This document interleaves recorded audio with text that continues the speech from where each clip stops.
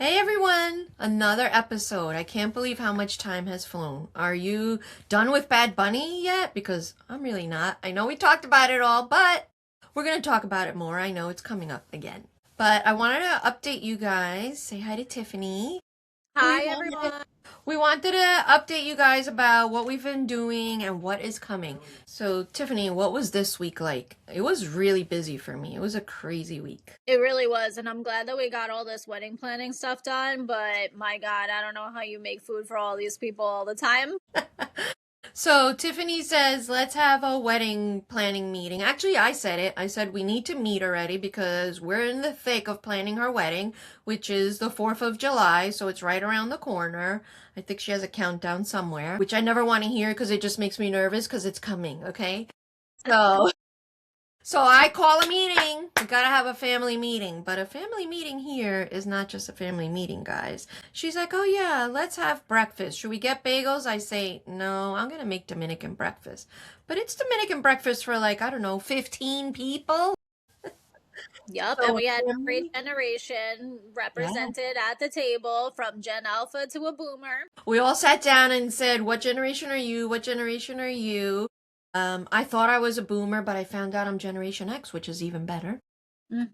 But we served mango, fried cheese, longanisa, salchichon, pickled onions, like fried eggs, Dominican fried eggs. The white people that came got to try my crispy eggs, and they all loved it. They had a great time, and that was the way to start our wedding planning. What better way to bring people together than through food? Yeah, definitely. And we're having such an interesting time just mixing these cultures. We said it was a Dominican and a Viking getting married to be able to do all this like medieval times, old school jousting, axe throwing, but then we're also having Dominican breakfast. Like, this is just. It's so many different things that we're putting together. And one of my favorite parts of what we're doing and growing up, like I was in 9 weddings as a kid because the time that I was growing up, like everybody was getting married and I was everybody's flower girl. And now when we go into this wedding, we have 20 kids on the guest list. So I've always been planning weddings. That was my job for a while. And I never saw that many kids at the weddings because you have to pay for each one and they want the parents to have a great time and blah blah blah. But I think that having that many kids at a wedding is a blessing. It is a family event and all the kids need to be there. So I did have one of my cousins say that she was going to come without her baby, and I was like, you better not show up to my wedding without your baby. I need to see that baby. So all the kids are coming. All right. So that was great. But at least we got that out of the way. And then we got to now have all our little tasks and lists ready. And we're good to go on a roll. You cannot believe how much the casita has grown since we saw you. The community is expanding greatly. And we have so many events. And the biggest one that I have to tell you about is the Modern Latina Lifestyle Summit. I can't even believe it. Guys, it's going to be a whole week. So many events we have planned. This is going to be encompassing your whole life. You want to know how to dress? Come to the summit. You want to know how to prepare for protecting your family at the end of your life? Come to the summit. You want to learn about handling your finances before you get to retirement? Come to the summit. What else do we have, Tiffany? You want to learn how to cook? Come to the summit. Yes, and then we're also going to have the Scotch mother back so she can teach us about whiskey. But also, like, I just want to meet people. There are so many Gen Z and Millennial Latinas that I want to connect with. And I feel like I don't know where they are. I see them on social media, but not in real life. And I would love to have this virtual summit where we can meet everybody and then we end in my favorite thing all together in person. Mom, what is that? Oh my God, guys, it's Bad Bunny Bingo. When was the Bad last time you played Oh, bingo? woo! I can't wait. And the prizes are going to be so good. Yes, we're gonna have great prizes, and the best part is that it's in person. So those of you that are local, I know some of you are far away, but those of you that are local, it's right in Huruta, Oaxaca on Main Street. And if you haven't been in that back patio, we are finally gonna welcome summer in. It's gonna be amazing. We're gonna have live music. We're gonna have brunch specials that are just for us. Jose's the best host ever. He always comes out with some little surprise, so you don't want to miss that. No, definitely. And then the next day, we roll right into the Hispanic Heritage event, too. We're having a whole parade the next day. So, anyone that wants to fully embrace themselves in their culture for the weekend, come hang out with us. Yes. And another event we have coming up in the casita, April 17th, 8 p.m., we have a mocktail class. And I managed to get the mobile mixologist to come. I know he's super booked now. He's got this new line of matcha drinks out, and he's going to do 3 mocktail drinks for us, for those of you that are not partaking in alcohol or just want to have a fun drink whenever you want. So that's our next event. And then after that, we go into the Lifestyle Summit. So guys, I just can't believe the growth, and I'm so thankful to everyone for it. It's really great. Definitely. And I have been drinking a lot more mocktails now. I do like to, I'm not like sober or anything, but I don't always need a drink when we go out. I don't want to be in bars all the time. I don't want to be out late. So the mocktails are definitely right up my alley. So speaking of the casita, let me tell you what we've done already that you missed, but it's not too late. You can come in. We're going to have those recordings up soon. Our first class we did was a meal prep class where I cooked the whole Dominican dinner. We did rice, beans, pollo guisado, everything. I cooked all dinner live. The second class, we had even more people come, and that was really touching for me because we made a pastelón, which I know my kids love pastelón, and I had an American lady in Florida cook at the same time I did. She bought all her ingredients ahead. We cooked it together. She made a beautiful version and with her own twist on it, because that's what it's about. This is not about me. This is about all of us. And guess what? She wanted vegan cheese, and that's what she put on her pastelón. And she loved it, and it's something now that she'll add into her repertoire. So I thought that was great. We did have our class with Scotch Mother, which was fantastic. I learned so much that I didn't know about alcohol and all the differences and what's healthier for you. And we actually had a lot of people come to that class, so it's amazing to see more and more people join us. So the classes have been great. It's a lot of feedback back and forth. And then we've also had some live classes. We've done live cooking classes. We had a Boca Chica experience, which, guys, I debuted the cutlet guy. He came out of his shell and he cooked chicken cutlets. And they all love them. So it's been really touching, actually. I got an email back after that saying how wonderful it was. So it was really heartwarming. I'm so excited for him to finally like get involved with this and do more, because those cutlets need to see the light. Everybody needs to have them and learn how to make them. So I'm so glad that you guys had such a good time with that. The cutlet guy needs to come onto this podcast too. He'll be here. He'll be here eventually. And then what else is going on? I think the one thing I really want to talk about now is young Miko. What do you think, Tiffany? Oh my God, I almost fell over my chair when I saw young Miko in this new Gap ad in this video. I think that this is such a great time for Latinos to be able to really show everybody what our talents are, what we're interested in, what we like, and to not be ignored and to not need everything in English all the time for you to just enjoy it. So watching her put on this video, to have all of those dancers in there, right away I thought about my sister being a lifelong dancer and how cool it is to have so many different unique people, and the diversity that she had in that video, and just how cool it looked. So a lot of people have been figuring out who young Miko is this year because she toured with Billie Eilish. So all the lesbians that don't speak Spanish just discovered her this year, and then all of a sudden they put her in this Gap ad, and now even more people know who she is. So it is so exciting to be able to watch her success. Yeah, so I did a little background on it, and it's so funny that Gap has done ads with other celebrities, right? But this one was really special. This one, they hired a CEO, but not the CEO you and I think about. It was a chief entertainment officer to make sure that they got it right, that culture was on point, because culture is where it is right now. And this is the first time that Gap has had an ad with somebody who does a Spanish only song, a young, openly queer, Spanish speaking Puerto Rican. And she's really popular right now. And they didn't just do it small. This is ads in Times Square, in San Juan, in Tokyo. Like, these are huge billboards everywhere. They went all out on her. And tell me how cute that outfit was. Don't you want to order one? Like, I want to order one. I immediately went onto Gap's website and I was like, how do I get one of these? I need this. And I primarily work from home, so I could wear sweats all day long. Yeah. They look so cozy and comfy. That's what I need. Yeah, so they did it really smart. They realize that first of all, Latinos have a lot of buying power. They're like 20% of the population in the US, but 23% of consumer spending comes from Latinos. So that's a lot of power. So they're not stupid. They knew what they were doing. But I think they'd hit the mark just right and picked the right person. I thought the choreography was amazing. I thought she looked great, the styling, the different ads, the way they did that one ad, but now you have little pieces and chunks and behind the scenes are now also on social media.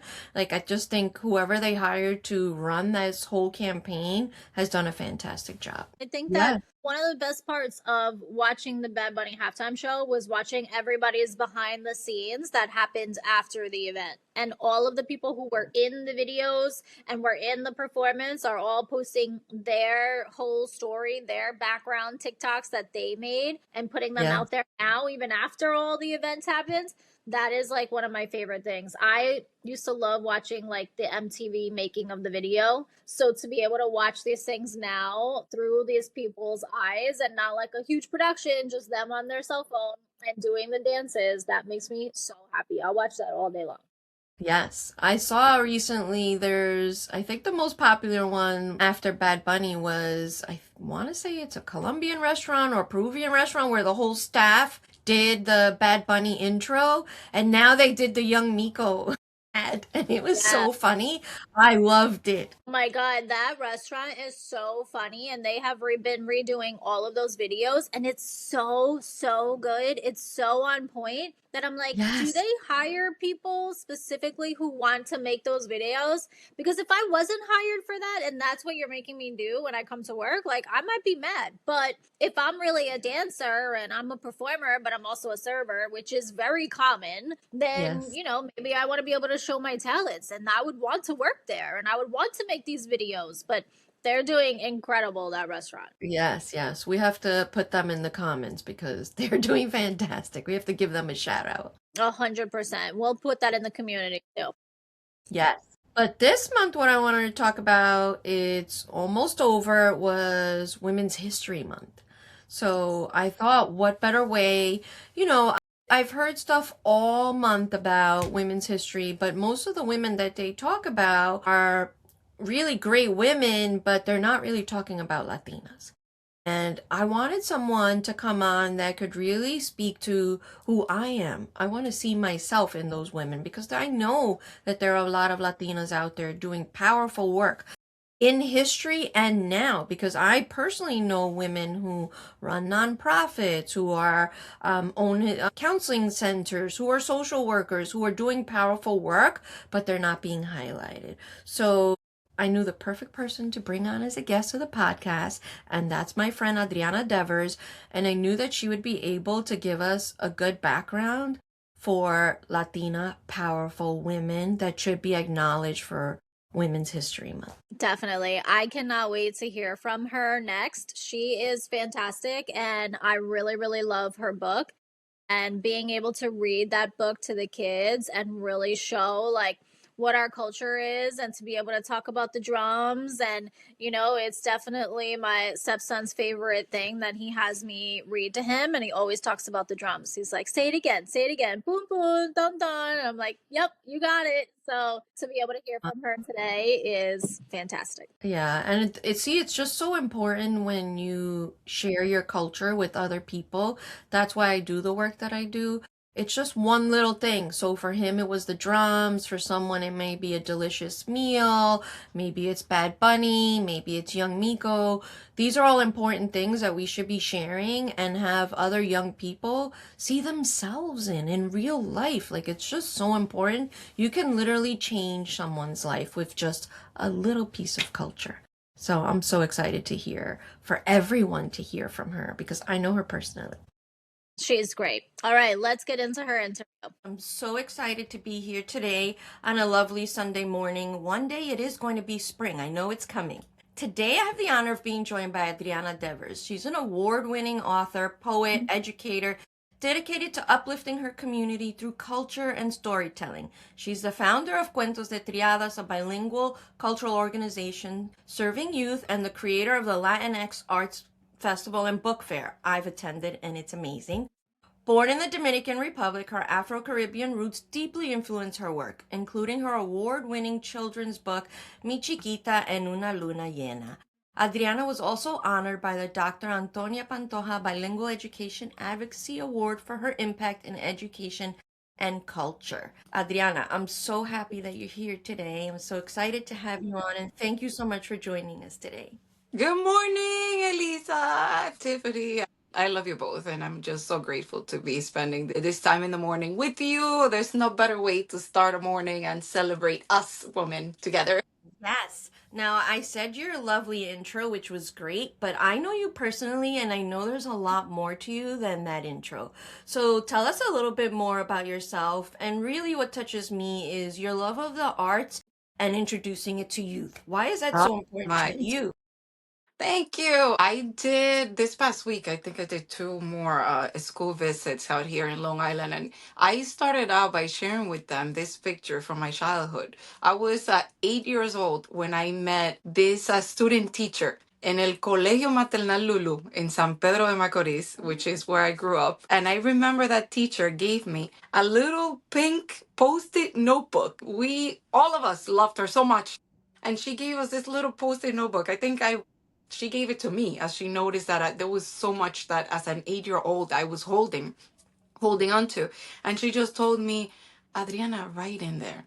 Whenever you're sad, write it down. Whenever you're upset, write it down. Whenever you are full of joy, write it down. And you're going to see that's going to make a difference. And I still have that little post-it notebook, and her name was Sarah, and she signed it on there, Sarah, and she put this big heart on it. And it was a reminder, at that time, she was one of the very few people who realized that as a child, I was going through a lot. Like, there was something going on at home. My parents got separated. We have moved into even smaller home than what we were into before. So those words really made a difference into my life. And I feel that the arts, especially writing, literature, has really impacted me in such a profound way. I've said it many times. Writing has saved my life, and I think that was one of the moments when I felt the most touched by it. And it continues. It continues. There's one of the chapters in here, and in the book Mujeres que se atreven y superan límites, both in English and Spanish, Women Who Dare, where I talk about when I was struggling with depression and suicidal thoughts, and writing really, really was the life changer. So that's my purpose. I want to make sure that the youth that feels that they're stuck, that feels that they're unheard, that they don't have support, or have support but don't know how to really reach out to it or express their emotions, writing does help and makes a huge impact. And so does all other art forms. Adriana, I know I've seen you read definitely so much poetry at our events. Would you mind reading something for us today that you wrote? Sure. Let's share Hija de quién. I feel like everybody loves this piece. Hija de quién, the daughter of. And let me know if you hear something on there that you could relate to as well. I am the daughter of Doña Chela, the righteous, the strongest. La que te daba una pela con la mirada y te enderezaba el futuro sin tocarte un pelo. I am the daughter of Tía Milagros, the guilt that buried her spirit alive, y la sonrisa que se pintaba en su rostro cada vez que me ve. La hija de Cira y Fifi, the ones who have lasted 50 years, although I suggested a divorce at 8. Hija del tiempo, del olvido, of the solitude that keeps me grounded. Unfinished poems buried in a mended treasure box. Little fairies floating through my cloudy skies. El sol robándose un espacio ausente. La luna bailando al son del tambor. Tying it all together, reminding me that I am more than a name, more than what we define as existence. Hija de tanto, hija de nada, hija de la vida por estar aquí, hija del sol, hija de Dios por el aire que me otorga, hija del hoy y el ahora, hija del yin y del yang, the duality of life in its pure essence, the wholeness of my ego and my daily battle against it. In the end, I question, whose daughter am I anyway? And that is Hija de Quién. That can be found in Huellas de una Memoria Perdida. It was my first poetry book. Just to show you quickly, this is what it looked like before. It was the first edition done with Urpi Editores, Carla Correa San Walter Ventosilla. And then a few years after, I said, you know what, I'm going to take all these poems because there's so many things that have changed, including the illustration that I would like to have on there. I wanted to be more representative of what we look like, what I look like. You know, Laura Villana made this beautiful illustration for the book. There it is. Those are my traces, mis huellas. So thank you so much, Adriana, for reading that. It was really touching. It made me teary-eyed because I started to think about my summers in DR. I grew up in Queens, but in the summers we would go there. And I actually went there for my whole first year of schooling. Kindergarten was in Dominican Republic. My mom was a single mom and she didn't have anybody to take me to school and back, so I went to DR. And those stories just bring back my youth. I remember being in the campo with my grandfather. I still could smell his pipe every day. Just even the way his skin smelled, everything. So it just makes me have chills every day. So thank you for bringing that back for me. Can you tell us a little bit about what your childhood was like in Dominican Republic? We're at different phases. Like when we did our workshop at Patchogue Library, you spoke about your childhood and what that was like, and I was like, well, my childhood was completely different because I was a city girl. So, but we're on the same path, and it's just so Yes. amazing. No, absolutely. That's why literature is so powerful because it brings about all of these memories and connections and things that all of a sudden we feel like we're generations apart, or I don't know you, you're from here, you're from there. It could be someone from El Salvador, and all of a sudden you read that poem and they're like, I remember my grandma doing the same thing. So it's the powerful thing about literature. My upbringing was fun, it was fun. I had you know, a lot of I have a lot of different memories that my family oftentimes says, how do you remember that? You mentioned your grandpa and the pipa, and I remember my grandfather from my mother's side coming into the house and having his hat on and this blazer and just taking it off, putting it on the chair, putting the hat on the side and putting his cane on the side. And then, I've been told many times that he passed before I was 5. So they're like, how do you recollect? How do you have that memory? All of those things influence my writing. My upbringing was, I was born in Santo Domingo. I was raised in San Pedro de Macorís, yendo al malecón by the seaside, comiendo helado bon, corriendo afuera. I loved being able to play floriconvento, play, ¿cuál era el otro? Saltar la cuerda en la calle. Hide and seek wasn't hide and seek. It was la lata. We used to throw a can, and then based on the noise, I don't know, todo el mundo, you had to run and hide.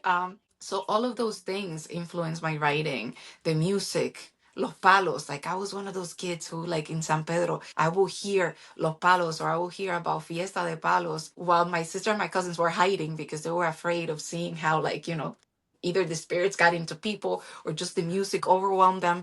I will be like, I want to go there. So I'll be the one walking towards it and really immersing myself in it. And those are like my fondest memories. There were a lot of difficult times. There were a lot of struggles. That little house that I mentioned, that I share with my students, that image of, I'm standing there with a big smile and the white dress that I wore 3 times out of the week. But, it was a house that didn't have running water. It was a house that didn't have electricity all the time. It was a house where the bathroom was outdoors. And at that time, it was hard. And I used to sometimes question why we had to live like that. But now I see it in pictures and it brings me tears of gratitude because it helps me appreciate the things that I'm able to provide for my children now.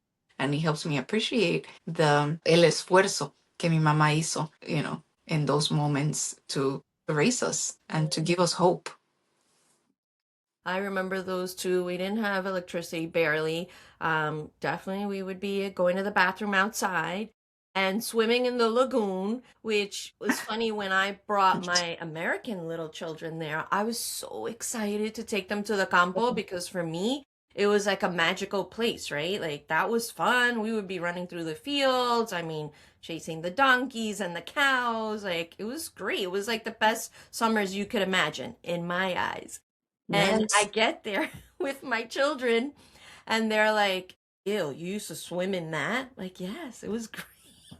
Yes. And then they were complaining because a little bit of wind would come and the dirt would fly up. It's normal. And they would be like, oh my God, there's dirt in my eyes. And I looked at them and I was like, oh my God, this is so embarrassing. Like, you guys are such little babies. Meanwhile, we used to be the ones playing with the dirt. I mean, Yeah, I but love maybe driving. come Like on. it's a But you know what? It's different generations, so I get it. They can't relate. But for me, walking down to the Rio, like, I didn't need electricity. I didn't need all those things that we're spoiled with now because yes. I still had a lot of fun playing with my cousins. Like, we had the best time. Oh yes, absolutely no. And I really like what you said about in my eyes. Yes. Because there's it's so different when you ask about, let's say, a personal event in my family. You ask my sister, and she remembers it in a certain way. I remember it in my own way, and then my parents will be like, "Oh, that never happened," and I'm like, "Oh, that did happen, sir. It did happen." I just wrote a story about my and his age because when I was growing up, I remember him saying that he was 46 for like years on end. So every year his birthday will come around and he'll be like, I'm 46. Papi, ¿cuántos años? 46. And then when we got to the States was when I like finally, I was 13 years old, by the way, when we came to Long Island, straight to Long Island, JFK, and then drove straight to Long Island with my family. And I remember I took him to the Social Security appointments because, I had to be the translator, although I didn't even speak English, but I was in charge. And that's when I found out that he wasn't 46. So I like wrote this story about like, wow, so you've been saying that you're 46 for all these years. According to this, you are not. And I can't wait to share this story. It's a work in progress, but it's gonna tell a lot about all, family dynamics and the Yeah. importance of keeping those lines of communication open with your children as well, and culture and machismo, like all of these different things that they keep on coming up, but I still feel that we don't address them enough. Yeah, yeah, it's true. And I love how you spoke about that it's not only a certain date that we have to celebrate Hispanic Heritage or Dominican Independence Day, right? We're Latinos the whole year. It reminds me of a project I just recently did where it was Hispanic Heritage Year. So on Instagram, I took my Sazón y Corazón and we visited a different Latin restaurant every month because that whole month was dedicated to that country. So I would go to the restaurant and I didn't want to do like a video like there's plenty of people that go to restaurants and review food and do Mhm. videos about what they're cooking in the kitchen. For me, every chef that I sat down with, what I really wanted to know was what brought them here? What was their family Yes. like? Did you grow up in your abuela's cocina attached to her skirt? She gave you that love of cooking. Being a chef is really difficult. You do not do that job unless you love it. You feel it Yes. inside.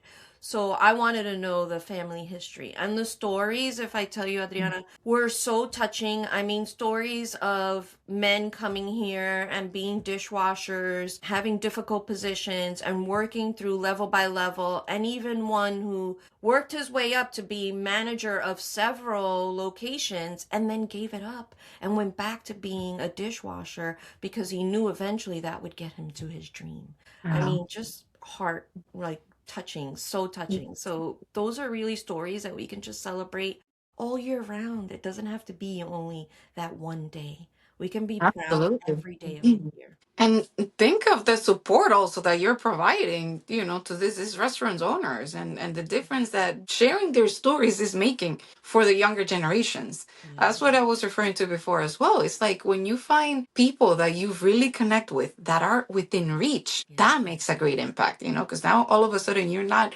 saying, and I love them all. I love their music. I love the, but just for instance, you're not saying, oh my gosh, you can't be like Jennifer Lopez if you want to be a dancer or a singer. Right. No, you have a dancer right here. You have El Teatro Rodante Hispánico, with people who are, women who are teaching the youth how to dance and have been doing this for decades. You have Naomi Robinson, who co-founded the organization and is doing so many amazing things for the community. You love theater?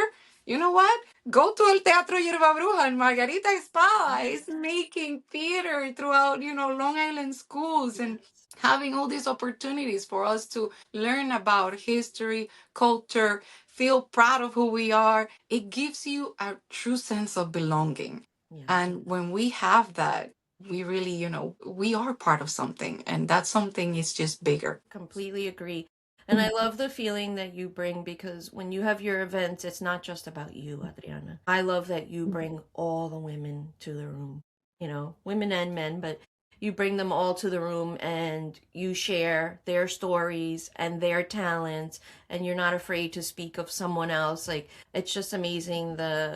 Someone said the saying the other day that she was like a girl's girl. You are a girl's girl. When I see you with Angie, with everybody, like just bringing them with you. So that's just so amazing. Si tú brillas, yo brillo, Lisa. Like, I love seeing you shine. I love seeing, cuando yo veo los proyectos, I'm like, yes, we need more of that. Because, we're opening doors for each other. And it's, it has to be about that. It has to be about opening the door for each other. It has to be about giving each other the hand. Because only like that, we are going to be respected, taken seriously, appreciated. So, Adriana, I love that so much. Your impact definitely affects a lot of people. For me personally, I have a story about you. My daughter is getting married. Her fiance has a little boy. Now, they're American, they're not Latinos like us. But she brought home the book that you gave her. And sometimes it's a little bit difficult. A new family, new dynamic. You have to find some kind of commonality with the child so that you can bond. And for her, it was this book. Like, now, story time is a because she came with this interesting book and he loved it, and that was a bonding moment for them. So I am so grateful and so happy that we have met you. That made me cry. When I read that post and I heard the story, I was like, oh my gosh, so absolutely touched by it. And I truly appreciate, the fact that you are bringing that story home and you're sharing this with someone who is, so, so dear.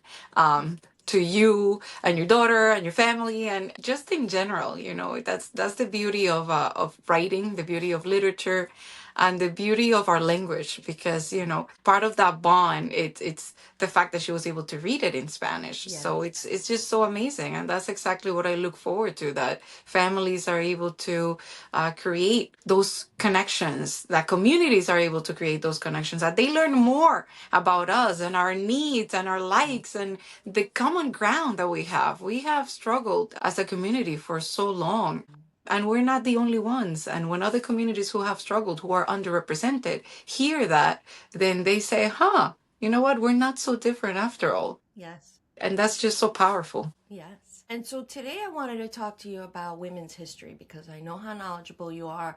And the month is almost over. It's a month of March, Women's History. And I've seen so many posts about powerful women that are great. We're talking about Rosa Parks, we're talking about Ginsburg, we're talking about Michelle Obama, just so many wonderful women in history that have helped like really move our missions further. But what I think I've lacked is seeing anybody that looks like me. I want to hear about Latinas who I know have done so much to help us. So I was hoping that you could give us just a little mini lesson about Oh my some gosh. powerful women.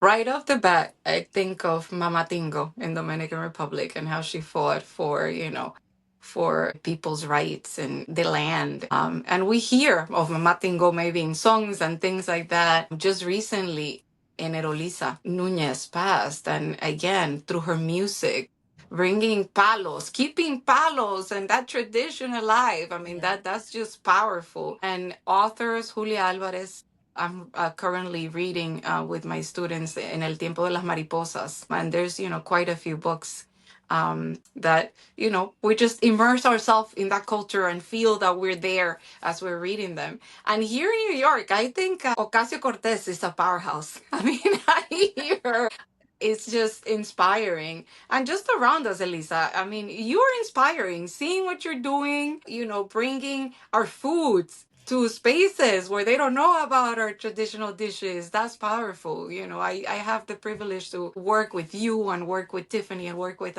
collaborate with the Yanira Martinez, with Angie Hernandez. And I feel that is really, really important as well for us to share with our youth about the powerful women that are around us. Yes, I admire many women throughout history, and we have to recognize everything that they've done to pave the way. But I feel like it's so powerful when kids hear us compliment each other and they see that we're accessible and they see that, we're there for them. This past 2 weeks ago, I was able to bring a few authors in for the students to meet, and it was all about women's history.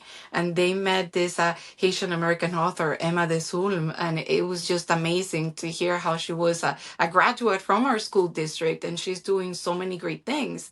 And that shows our students that it's possible. Because now they can see it. They see it right there. She's within reach. They could ask her questions, and it's more impactful, I feel, than when we talk about women in history. And I'm not minimizing by any way, shape, or form. As I mentioned before, what they have done, I feel that we're here because of all the powerful women that came before us. But to give our youth, especially nowadays, they need to see it. They need to have contact with that person. Otherwise, it's like, oh yeah, I read her book, but I don't know that person. She doesn't know my struggles. But when you bring someone who's from within the community, or you tell them, Latina Moms Connect is making a great impact, not only in the New York State, but around, just talking about our culture and community connections, Yeah. that really generates a great impact and captivates their attention even more. Yeah, I think it's definitely representation is huge, right? When they see women like us that are giving back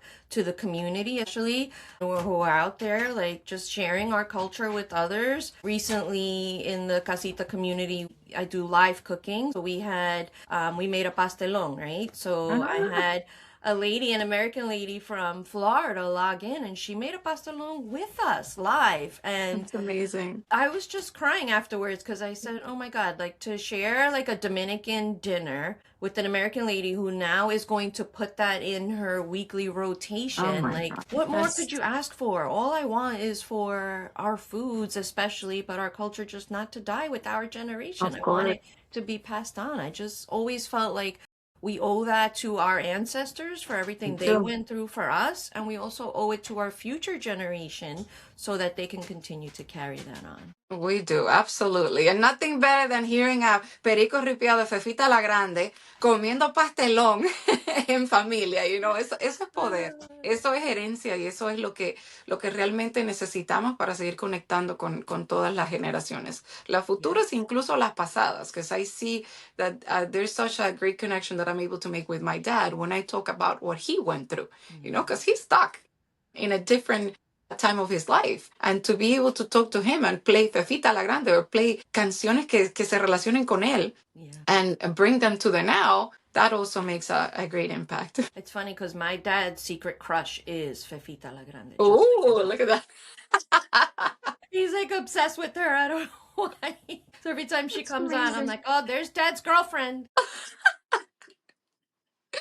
That's amazing. Yes. Tell us about your event that's coming up because I have to say that I went last year and I helped you last year and it was an honor for me. And after that, I had an event where I saw a lot of the same people. Every single person came up to me and said, "Oh my God, that event was so great. We had such a great time. We danced so much and there was no alcohol. It was family friendly."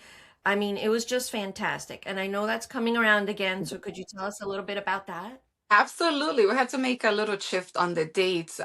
But I think everything aligns, and I think that any time is a good time to celebrate our culture, to recognize the power of our heritage. We don't have to wait till Hispanic Heritage Month to really uplift each other and do things that just show our pride and bring us together. And it's the same thing for Dominicans, don't have to wait till febrero 27 or restauración en agosto. We're going to do it just now, and it so happened to align with the 7 years of Cuentos de Triadas. Cuentos de Triadas is my cultural organization. And I said, why not? Let's bring Merengueando en Familia, música con los amigos de la Margues, o música de merengue, bachata, un poquito de todo. Ahí, cultura y tradición para toda la familia. We're going to have sancocho. So the sancocho experience, homemade sancocho, mi gente. Yum. Homemade sancocho. And Elisa, you're gonna be there with us, hopefully making those delicious plátano waffles that you make, because everybody loves those as See well. if I surprise So someone. it's gonna be on April 18th at the Knights of Columbus. Our tickets are on sale right now, and it's for a great cause. We are providing a scholarship for a student through the LILTA organization, the Long Island Latino Teachers organization, and we're also using funds for the Latinx Arts Festival and Book Fair, which will be again in October 9th, 10th, and 11th at Nassau Community College and the Westbury Memorial Public Library. And it's, everything is para la comunidad, para nosotros, para la gente. Es de nosotros como gente de la comunidad, para ustedes, gente de la comunidad. Hecho con mucho amor y dedicación. So amazing. This will be my third one attending, and it's my birthday weekend every year. So I'm like, oh, she's just celebrating my birthday. Yeah. We are. We are. we have to, we have to bring you a cake, I don't need a cake. I just need all the love from you guys. Like, just to Thank see. you. Honestly, this year touched me so much because the teenagers were so involved. On the Yes. teen day when the schools came, my workshop room was packed, overflowing. I had no seats left, and they were all like enthralled in there. And I still have some of the students still contact me. Just one text me the other day, and I have her in my phone as asistente de waffles. That's amazing. But she's so cute, and just to have that connection with youth means so much. And I'm so grateful for to have you in the community, and really just to have you with me today and to know you as a friend. Thank you. No, the love is mutual. Aprecio muchísimo lo que ustedes hacen. I really appreciate all the support, all the encouragement. Because one thing that we have to mention now during Women's History Month is that sometimes we struggle. Sometimes, and I have to admit it, and I have to say it, and I say it to my students as well. Sometimes I feel like, oh my gosh, is it worth it? Am I doing the right thing? Is this the right path? And you have been there through those moments, and I really, really appreciate your encouragement and your support and ese empujencito que a veces necesito. That you're like, oh, it's okay, we have those moments. Let's talk about it, or here's this. That I truly appreciate that. Thank you. Well, thank you so much for being here today. I can't wait for the event. I'm going to post all the links below so everybody can be there and support. Remember, this is for a good cause. We have to support our students and Yes. scholarships and fundraise for our Latinx festival, which will be perfect for everyone to come and join us. Any last words you'd like to say to everyone? Last words. Oh my gosh, the times are hard. There's many things that we're facing. There's many conflicts going on.